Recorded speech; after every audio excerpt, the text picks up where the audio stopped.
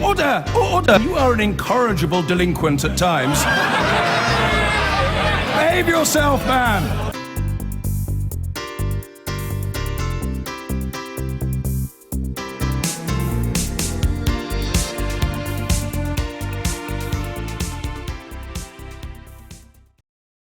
But the rest of you still have to think about the issues and then cast your vote. So how best to do it? We turn to a man who thinks he can help, consumer champion Martin Lewis. Here is his referendum take of the week.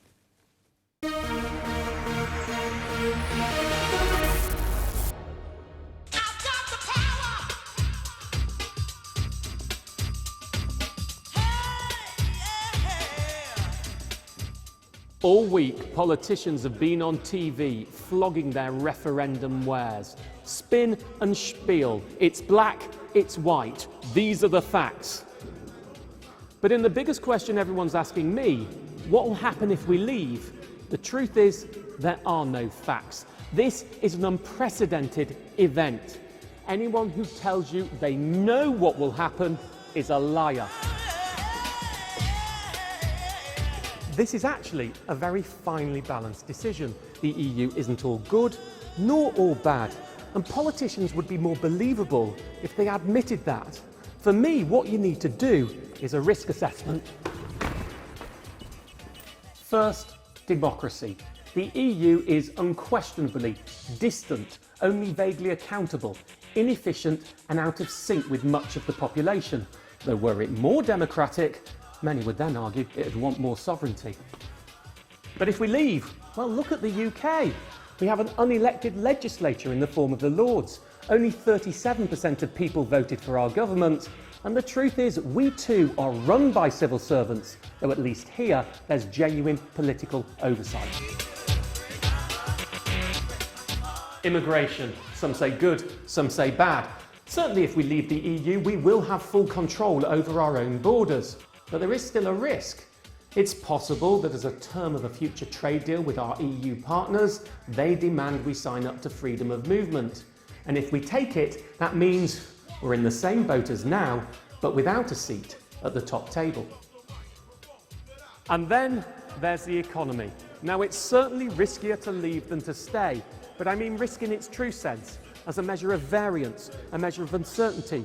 We could leave and be a nimble tiger economy, unfettered by the EU, or we could be languishing on the sidelines after a bitter divorce. Most independent experts do say leaving is likely to be detrimental, at least in the short term, and I'm biased towards that opinion too. But that doesn't mean it will happen. It's just a measure of chance. And from the Big Sky Studios in King's Cross to our little This Week studio here in Westminster. Martin Lewis, welcome. Thank you. And look who we found outside. It's only controversial UKIP suspendee and Thorn and Farage's side. Suzanne Evans, welcome Hello. back. Now, Martin, you say that there are no hard facts. No one can predict what will happen to the economy. Many trying to make out they can. Can't tell what's going to happen to house prices. But you also say that a vote for Brexit's unquestionably the economically riskier. Why? I say riskier, but in its genuine sense. Risk, when you talk in financial terms, can be a good thing. People go for high-risk options because they hope for a good reward, but at a chance that they'll lose out. And that's what this is. It could work for us and it may not. And I think my summary, but within the economic centre, is if you are not willing to take the risk that things could get worse, you should vote in. If you are willing to take the risk that things could get worse in the hope that they will get better, then you should probably vote out. But risk isn't a bad thing in the true sense. I know the common parlance is that, but it isn't. It's a measure of variance. And there's no, of course, the future isn't certain if we stay in either, but it's more uncertain if we leave. So it's like putting your money in a savings account or in a hedge fund. Yeah, and a hedge fund might beat it, but you might lose money too. It's exactly like that. But you could lose it all as well. The EU, I think it's fair to say, the EU is mired in troubles at the moment, particularly the Eurozone. So there could be risks of staying in as well. There are certainly risks of staying in. there's no question there are risks of staying in, but in terms of general what we know will happen, there's more stability. And it's interesting. You watch the debate and people talk about the pound dropping on the back of a Brexit vote. Yes, of course it is, because a Brexit vote is an uncertain vote, and there's nothing markets hate more than uncertainty. What we don't know is whether that would be a short-term shock for a few months on the back of big change not good for markets, or whether it'd be a much longer economic downturn, which is what many of the experts are predicting. I think probably in short and medium term we would have some real negatives. I suspect longer term, though, it would move back to equilibrium if you're talking 20, 25 years. So it is a very difficult one to call. But again, I don't want anyone to think I'm saying I know. I understand. I don't know. And you would expect the None of pound us know. to be a little bit weak if you've got the Prime Minister and the Chancellor running down our prospects, wouldn't you? Exactly. Well, yeah, you would expect the pound to be weak in the midst of this But maybe. debate when you see the spittle. Though it's actually higher than it was when the referendum was called.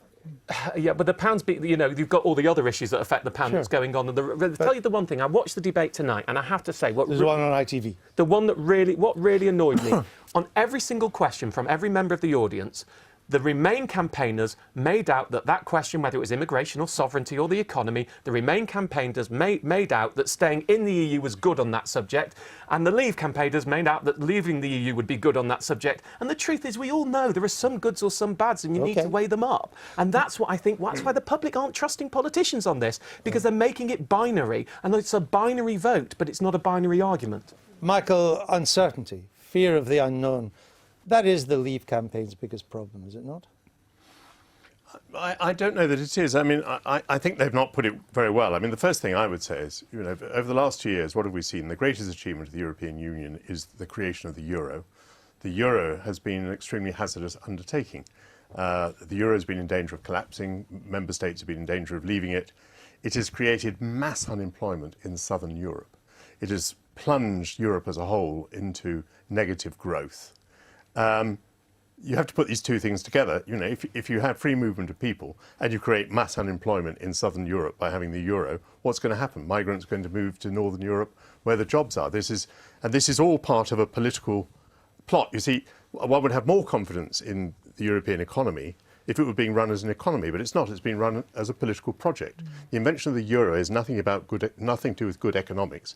It is about creating a European state, and its consequences in the short term, medium term, possibly long term, are economically disastrous. So there are clearly enormous risks in remaining attached to this economy. Suzanne, isn't the problem, though, of uncertainty, a fear of the unknown? Is that clearly a bigger step if we vote to leave than vote to remain?